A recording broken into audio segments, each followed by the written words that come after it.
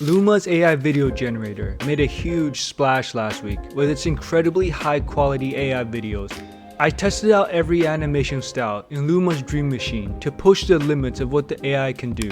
I took images from each visual style, put them into Luma's image to video generator, and the results I got were really surprising. In this video, I'm going to show you all the results I found, the good, the bad, and the ugly, so you can decide for yourself whether or not Luma is for you. Starting us off are Pixar style animations.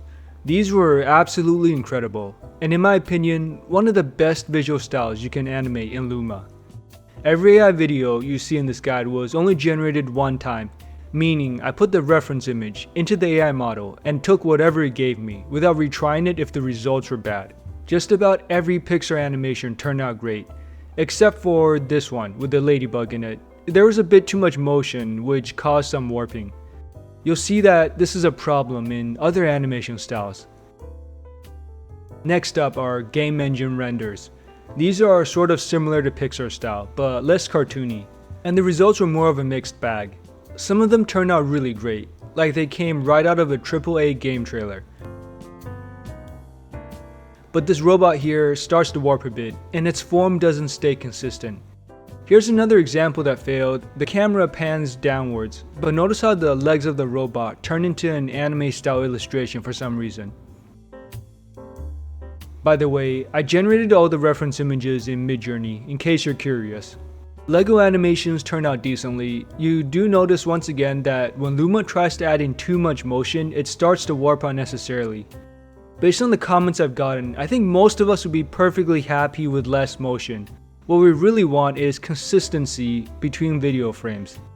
I think they need adding an option to reduce the amount of movement to at least 50% or so, and the practical usability of the videos would improve a lot. Here's a few of different toys and action figures, some decent camera motions and consistency here. I didn't see that much movement though. I know a lot of you are curious about whether or not Luma can be used to create anime style videos. What can I say? Luma is not really good at these. It seems to try and compensate with its lack of animation ability with a lot of panning motions, but the animations themselves aren't very good. In this scene, the whole point is for the subject, like this boy, to stay inside the camera shot. I don't need the camera to tilt up so much. They definitely need adding some motion control options like Runway or Pika-Labs has. Let me know if you've experienced the same issues with anime style videos, or if you figured out ways to improve these things. The cousin of anime are Western cartoons. When it works well, it's really good, like this bat vehicle. When it doesn't work well, it warps completely. These monsters also turn out pretty decent. I do wish it wouldn't zoom in on the face as much and show the entire body like in the original images. A fun surprise were these vector graphics. I wasn't sure what to expect, but this blue monster graphic turned out super well.